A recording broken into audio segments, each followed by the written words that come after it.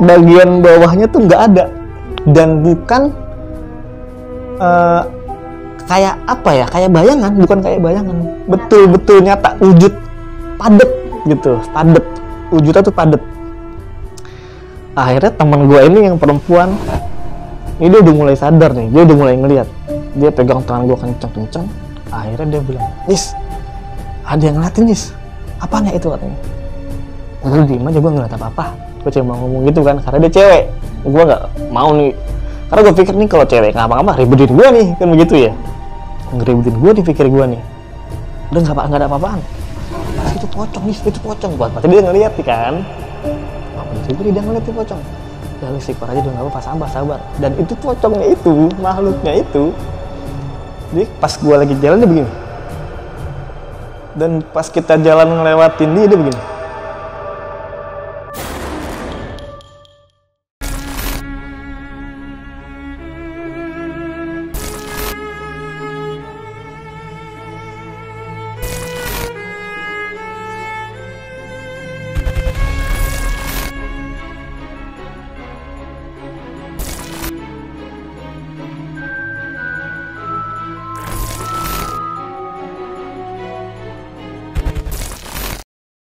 Assalamualaikum warahmatullahi wabarakatuh. Kembali lagi sama gue Syaira.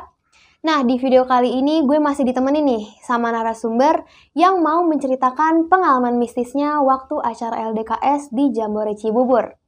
Nah, buat kalian yang udah penasaran, langsung aja nih kita sapa narasumbernya. Halo Bang Ajis, gimana kabarnya Bang? Alhamdulillah baik. Oke, tadi kita udah ngobrol banyak ya Bang di belakang layar. Nah, menurut gue juga nih cerita dari Bang Ajis epic banget nih guys. Nah, pasti kalian udah pada penasaran banget nih. Bisa diceritain sedikit nggak nih Bang? Jadi itu waktu gue LDKS di Jambore Cibubur ya. Di situ tahun 2007, tepatnya bulannya gue lupa. Jadi di situ gue bisa melihat pocong, kuntilanak, genderuwo, dan mungkin sampai tenda-tenda gue juga diganggu juga di situ. Dan juga banyak sih ceritanya lain. Oke, ditahan dulu nih Bang ceritanya. Lagi-lagi gue ingetin ke kalian, terus dukung channel kami dengan cara subscribe, like, komen, dan share ke semua sosial media yang kalian punya. Jangan lupa juga diklik tanda loncengnya agar kalian dapat notifikasi setiap Dimensi Mistik upload video terbaru. Nah, gue mau ngingetin lagi nih, jangan sampai di skip videonya dan tonton sampai habis, biar kalian kerasa nih sama serem cerita dari Bang Aziz. Oke, nggak usah berlama-lama lagi, langsung aja kita petik ceritanya. Oke, bisa langsung dimulai aja nih Bang Ajis ceritanya. Jadi gini ya Kak, gua waktu itu acara LDKS di Jambore Cibubur. Tepatnya di tahun 2007 atau 2006 lah, gue lupa. Untuk bulannya gue lupa, sekitar bulan Agustus dan Desember ya. Apalagi tanggalnya gue lupa karena udah lama. Di situ gue jambore itu selama 3 hari, Jumat, Sabtu, Minggu. Dan kita startnya dari sekolah itu sekitar jam 1 pada sholat Jumat kita start ke Cibubur. Sampai sana sekitar jam 2:30-3-an. Untuk situ di hari pertama kita ke sana itu nggak ada gangguan apa-apa lah ya. Kita aman-aman aja lah. Dari kita berangkat sampai sana, terus sampai maghrib pun, sampai kita ada acara api unggun dari masing-masing ekstrakurikuler waktu itu ya. Ada ya tampilan lah masing-masing gitu kan, untuk promo ekstrakurikulernya masing-masing, karena kan masih pengenalan sekolah gitu kan ya. Udah gitu di malam harinya kita tidurlah biasa normal. Untuk pas subuh, ini mulai di subuh di hari Sabtu berarti ya, di hari kedua gue nginep. Kita biasalah kita mandi segala macem, kita sarapan, itu masih aman-aman aja. Cuman temen satu camp gue ini emang dia agak tanda kutip bisa lah ya kayak. Dia bisa karena dia anak rohis. Dan gue tahu dia itu bisa. Dia mulai ngomong gini, "Jis, gue gak enak badan nih." kayak ada yang nemplok-nemplokin gua. Itu di pagi ya, pagi di hari kedua. Udah gitu, lu ngomong apa sih lu? Ini di rumah orang nih, ini di wilayah orang nih, lu jangan ngomong macem-macem. Gue bilang gitu kan ya. Terus kata dia, enggak nih gue beneran nih. Yaudah lu skip aja deh, gue kata gitu kan. Gak lama, aman lah, kita makan siang segala macem. Terus ketemu, singkat cerita, di waktu maghrib nih. Di waktu maghrib itu mulai ada hawa-hawa yang nggak enak ya, agak, karena di situ posisinya ada gerimis-gerimis syahdu lah, gerimis-gerimis halus gitu kan.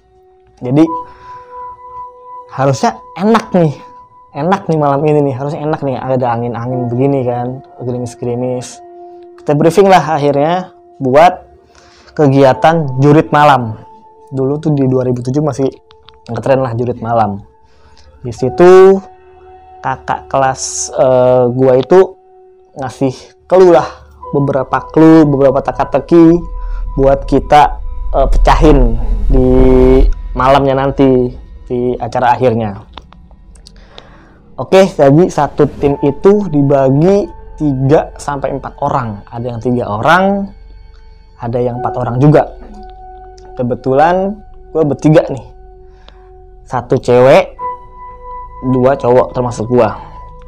Kita jalan sekitar start itu jam 9, setengah 10 kita start, karena kita ya briefing dulu, kita doa dulu segala macem, kita start mulai nyari clue-clue yang udah dikasih sama ke kelas kita. Jalan di tikungan pertama itu aman, karena kebetulan posisi tenda gua itu nggak jauh dari pintu gerbang Buperta tersebut, nggak jauh. Jadi belum sampai masuk dalam banget ya? Belum ke dalam banget. Tikungan pertama, karena kebetulan juga di situ waktu gua persami itu dikit nih sekolah-sekolahan nih, nggak begitu banyak sekolah yang pada buat persami ya. Tikungan pertama gue ngelewatin satu kayak saung gitu lah ya, kayak saung yang terbuat dari bilik bambu itu.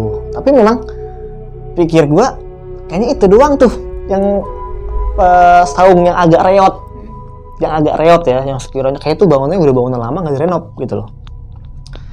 Di situ, dan kita sebelum kita dikasih lilin sama korek gretan ya, korek kayu, yaitu 3 butir masing-masing tim. Karena gerimis gitu kan, lilin mati dong. Kita nyalahin lagi. Tinggal gretan pertama nih, tinggal gretan terakhir. Pas nyampe di saung-saung itu makhluk yang pertama kali gue lihat itu pocong.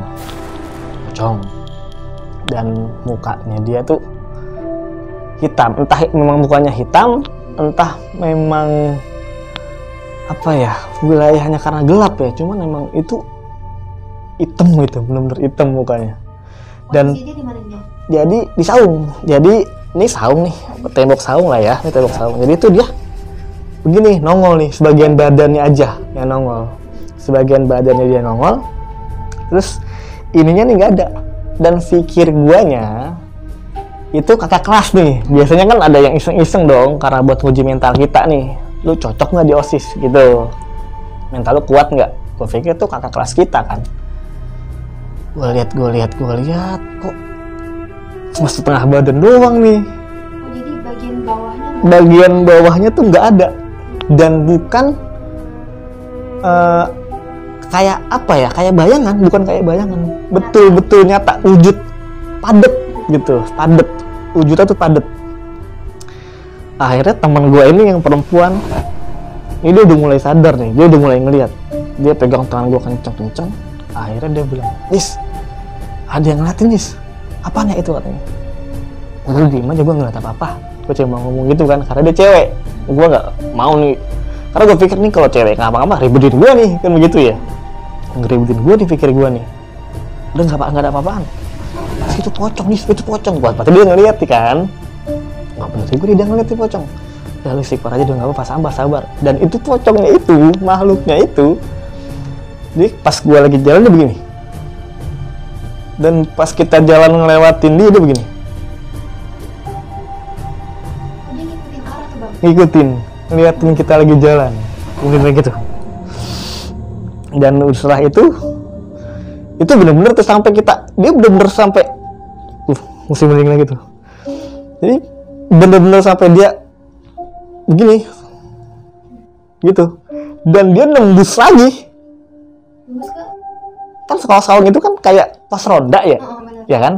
Nah pas kita kan lewat sini nih, lewat sini kan, dia kan awalnya kan begini, dan nembus lagi ke sini. Dan pas udah madep sini lagi, nggak ada lagi bawahnya, tetap ininya doang. Dan itu udah kotor sih, kafannya kotor sih, itu kafannya kotor. Udah lah, kita coba lewatin. Karena gerimis lagi, lilin mati akhirnya. Lilin kita mati tuh, kita udah nggak punya penerangan lah, udah nggak ada penerangan sama sekali. Tetap kita jalan. Di situ kakak kelas kita ngasih clue bangunan dengan banyak kaki. Di situ kita sebut dulu bangunan laba-laba. Jadi tuh bangunannya ada bangunan besar, terus kakinya banyak gitu, pondasinya banyak. Dari pondasi satu ke pondasi satu itu sekitar 5 meter lah, 5 meter. Ya 5 meter lah, sekitar 5 meter. Kita mulai jalan. Di situ gue ngeliat kuntilanak.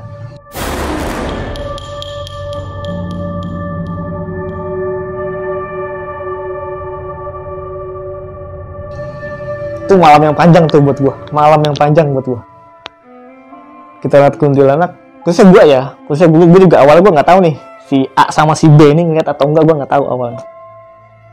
Akhirnya gue pikir, apa ini yang dibilang kuntilanak ya? Karena gue sebelumnya belum pernah ngeliat sama sekali. Itu pengalaman pertama gue. Malam itu pertama kali gue ngeliat. Akhirnya gue lihat bener itu kuntilanak, dan wujudnya beda sama pocong. Dalam beda sama pocong, kalau pocong kan gue ngeliat full nih, padet, wujudnya padet. Kalau ini enggak, dia kayak bayangan, cuman putih ya, cuma rambutnya memang panjang, dan kalau di pocong itu mukanya gelap, kalau di sini memang dia kayak darah gitu loh, kayak darah, kayak beset-besetan apa ya? Hancur lah. Iya, kayak besetan apa ya, cakaran lah. Tapi nggak bau amis. Dan kalau gue dengar cerita-cerita orang itu kan bau amis nih, bau amis. Tapi gue tuh nggak nyium bau amis sama sekali.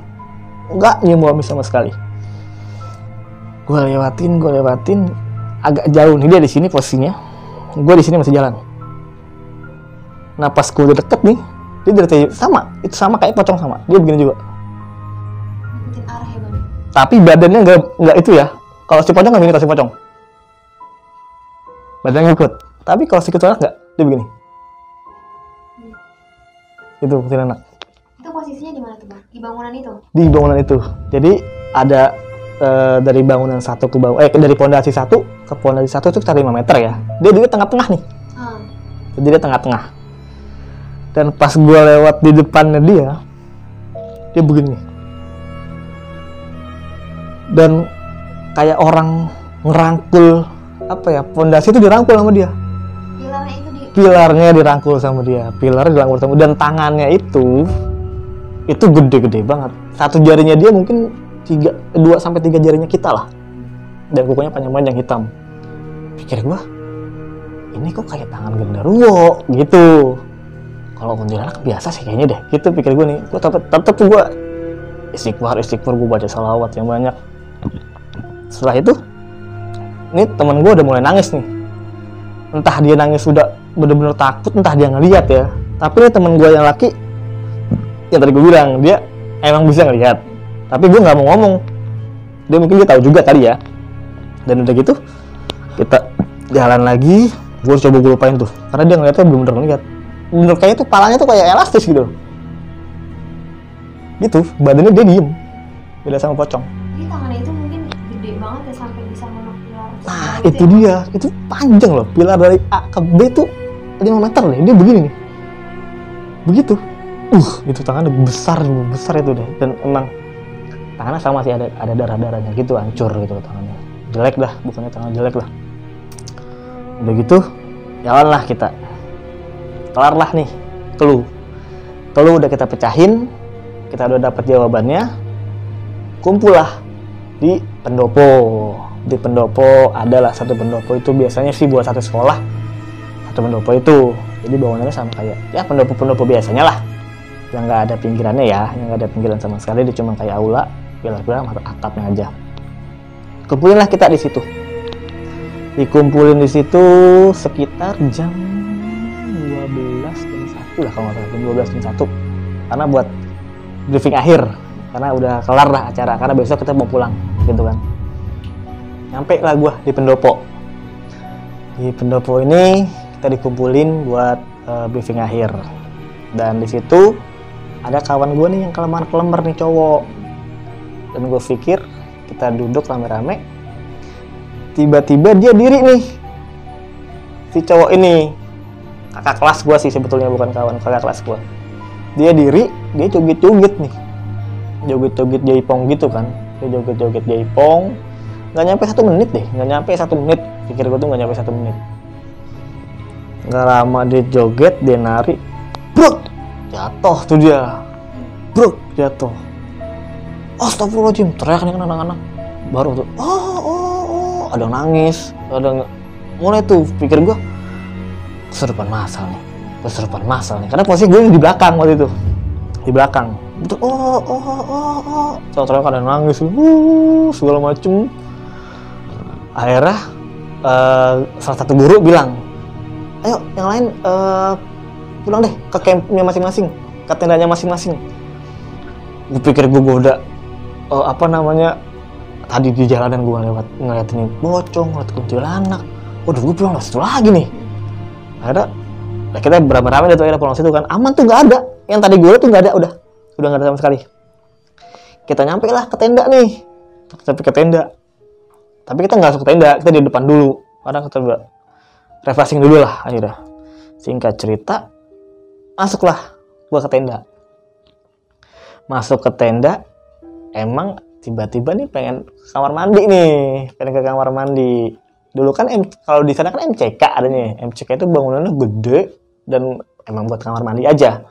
Jadi itu mulainya kayak lorong, terus kiri kanannya itu kayak kos-kosan lah. Kiri kanan itu WC itu kamar mandi kan.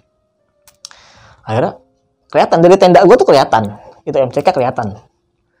Pikir gue nggak serem, orang masih kelihatan kecuali di pojok. Gue nggak berani. Sana lah gue jalan ke MCK. Gue lihat emang udah lampunya itu lampu-lampu kuning zaman dulu. Lampu-lampu kuning.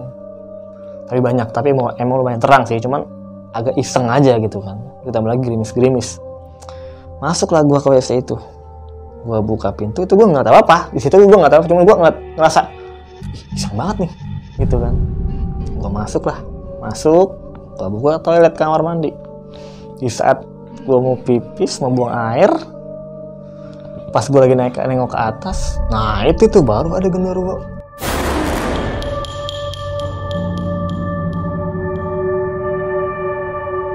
Genderuwo tuh, pikir gue genderuwo nih, nih gue jadi genderuwo nih, gitu. Tapi wujudnya itu nggak begitu besar sih, nggak begitu besar kayak yang orang-orang lain mungkin lihat ya.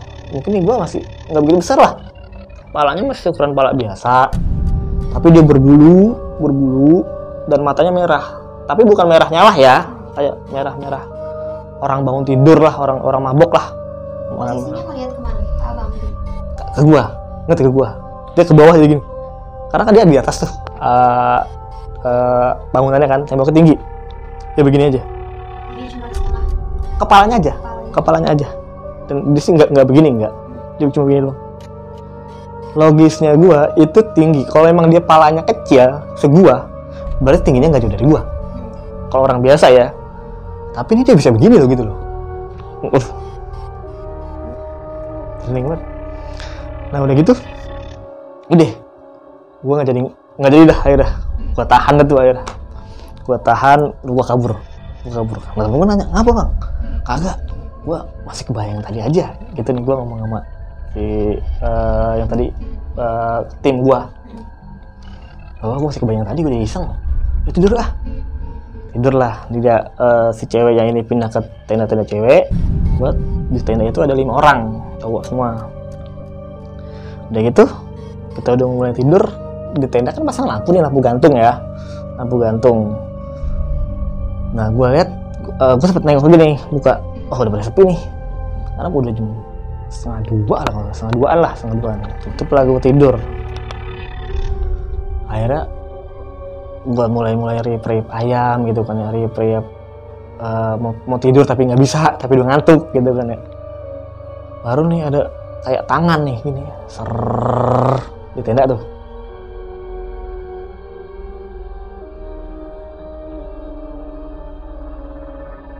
Kayak begini. Itu loh, tangannya. Tapi agak besar tangannya. Begini lagi. Ada yang ngelilingin nih baru nih. Iya, dia begini. Dan logisnya harusnya itu ada suara langkah dong kalau memang dia jalan. Ada tapi gue nggak denger langkah. Dan iya, cuma tangannya dong begini. Itu gue dengar suara, tapi gue nggak denger langkah. Logisnya ada langkah dong. Nah udah gitu, temen gue nih, itu apa nih?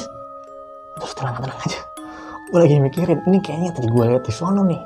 Pikir gue yang tadi gue bilang kuntilanak itu, yang tangannya gede itu, pikir gue, wah tangan yang tadi nih, gue ngeliat tangannya kan, wah tangan yang tadi jangan-jangan nih. Gue lah gue coba gue baca istighfar, itu bener-bener, wah itu malam panjang banget itu kayaknya, buat gue. Gue paksain lah tidur akhirnya, udah mulai mau pules banget, udah mulai mau pules saking capeknya. Zur aja tenda gue tuh, zur aja. Pikir gue hujan, karena tadi posisinya gerimis. Pikir gue hujan terus nih, tapi kok hujan ser gitu. Ada rasa disiram gitu kali ya katanya. Iya, entah disiram, entah pasir, entah air, entah pasir ya. Gue juga kurang tahu deh. Nah teman gue akhirnya ngeliat lagi nih, buka di pinuan, agak hujan sih katanya. Apaan ya? Apa pasir kali ya? Nah ada temen gue ngomong gini, Tilana kali ngencingin. Nah akhirnya gue keluar juga tuh, gue beraniin dah, gue ngeliat, tapi nggak keluar begitu banget, nggak. Gue cuma buka kepala gue ngeliat begini, tapi nggak ada pohon di atas, di belakang kita nggak ada pohon. Harusnya kalau memang si kunti ini kencing atau buang pipis ya, itu pasti ada di atas dong. Tapi mungkin dia entah terbang, entah apa, kita juga nggak tahu ya, kan bunyi ser 3 kali tuh. Udah ketemu mulai tidur nih, lama-lama stres nih, gak bisa tidur nih. Tidur kan jam 3. Tidur jam 3. Akhirnya subuh lah, singkat cerita subuh lah ya, tidur udah mulai aman. Akhirnya subuh kita sholat segala macem, kita mandi dah. Akhirnya sekolah, guru-guru mutusin buat pulang pagi-pagi, karena itu dia semalamnya itu di pendopo itu ada beberapa siswa, beberapa kawan-kawan gua yang agak kesurupan mungkin ya. Dan sampai pagi pun tuh ada beberapa yang masih lemes, entah lemes sisa kesurupan, entah memang masih kesurupan, gue juga kurang tahu lah, tapi lemes. Ada beberapa yang kita lihat tuh pandangannya kosong, dia cuma diem aja. Pokoknya ada yang belum fit. Oh, semenjak acara pendopo itu ya? Iya, akhirnya udahlah, kata guru-guru sebagian, yang itu dibawa pulang aja. Sebagian nih yang sehat dibawa pulang akhirnya. Kita akhirnya yang pada sehat-sehat pulang, dan teman gue yang satu tim sama gue yang perempuan itu sakit. Sampai pagi dia sakit. Akhirnya yang dibilang dia sakit itu, dia tetap minta pulang. Karena dari pihak jamborenya ternyata manggil orang pinter kali ya. Semalamnya itu dipanggil lah, ada beberapa orang dari pihak jambore yang mungkin buat tolongin kawan-kawan kita ini. Akhirnya singkat cerita kita pulang lagi ke sekolahan. Di hari Minggu kita pulang. Akhirnya aman lah, tetap sebagian dari kawan-kawan kita masih di sana, tapi kita pulang duluan. Akhirnya kita pulang lah ke rumah, gitu ceritanya. Just udah gitu, dari peristiwa itu hari Seninnya sampai hari Jumatnya gua nggak masuk, gua sakit gitu. Sakit pundak kayak nahan semen gitu kan, itu urat-urat pada kenceng akhirnya.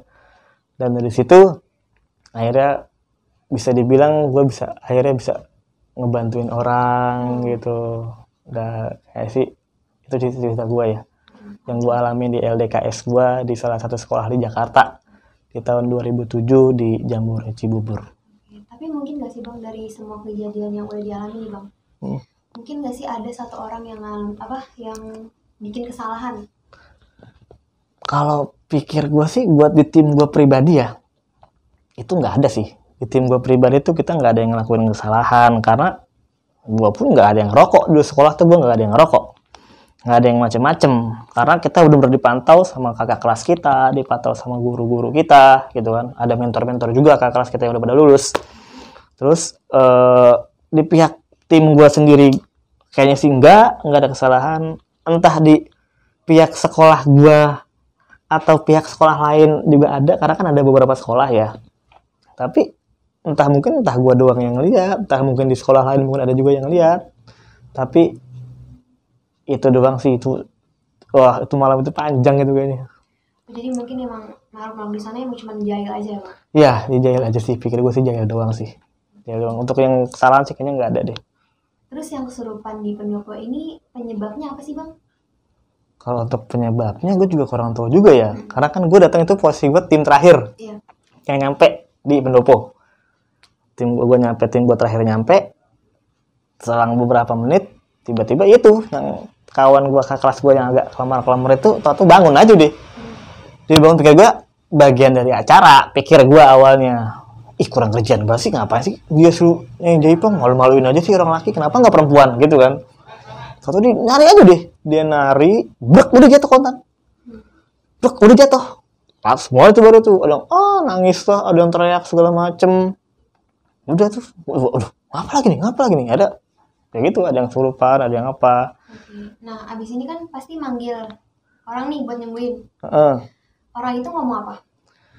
Di situ posnya berhubung ada guru agama gue ya, itu guru agama gue tuh akhirnya entah di apa nih, gue juga nggak tahu lah. Pokoknya setelah itu kesurupan, langsung dah tuh. Jadi kakak kelas gue, guru-guru gue tuh bilang, yaudah ini ngapain, pindah deh, pulang deh ke camp masing-masing, ke tenda masing-masing. Biar sini sepi dulu nih, biar di sini kita tanganin dulu nih. Gitu. Dan gue juga nggak tahu, ternyata katanya pas gue nyampe di sekolah ya, dan ternyata itu di situ tim Jambore pun turun tangan. Jadi mungkin manggil orang-orang pinter atau ustadz sekitar ya, atau mungkin tim Jamborenya pun memang ada yang bisa gitu loh. Gue juga nggak tahu juga. Pokoknya yang pasti dia pas dia jatuh kesurupan, udah kita udah langsung disuruh balik lagi ke ini sekolah abang aja atau emang sekolah-sekolah lain nih? Kan ada sekolah beberapa. lain kan? Betul. Di situ ada, ya memang ada beberapa sekolah lain. Cuman kayaknya sih sekolah gue doang. Sekolah gue doang itu yang ngalamin, sekolah gue doang, karena di di slotnya itu ya biasa-biasa aja. Bahkan sampai ada, karena ada yang di pendopo kita teriak-teriak nih, dari sekolah lain tuh nyamperin nih, ada apa gitu loh. Tapi sih ya pokoknya sekolah gue doang sih kayaknya. Sekolah lain nggak sih, aman-aman aja gitu. Makanya gue juga masih mikir-mikir, apa gue doang yang digangguin nih, apa ada yang lain juga yang digangguin gitu loh. Ya pokoknya pikir gue sih nggak ada sih. Oke Bang Aziz, makasih nih udah nyempetin waktunya buat cerita di Dimensi Mistik. Udah berbagi nih pengalamannya waktu LDKS di Jambore Cibubur. Nah Bang Aziz ini juga ngalamin banyak hal-hal serem nih. Ketakutannya mungkin masih kerasa ya Bang sampai sekarang? Sampai sekarang. Gue cerita lagi, merinding lagi bulu gue. Iya benar, oke. Nah sebelah sini Bang Aziz udah mau ceritain pengalamannya waktu LDKS di Jambore Cibubur. Nah Bang Aziz ini juga ngerasain nih Bang ya, hal-hal yang serem banget nih, ketakutannya juga pasti berasa sampai sekarang. Nggak bakal lupa pengalaman pertama, tapi kalau gue cerita tuh merinding. Nah sebelum ke akhir videonya, buat kalian yang punya pengalaman horor atau mau jadi narasumber langsung, kalian bisa DM ke Instagram Dimensi Mistik atau bisa melalui email yang ada di bawah. Terus dukung channel kami dengan cara subscribe, like, komen, dan share ke semua sosial media yang kalian punya. Terima kasih sudah menonton video ini. Sampai bertemu di video-video selanjutnya. Gue Saira, Dimensi Mistik, pamit undur diri.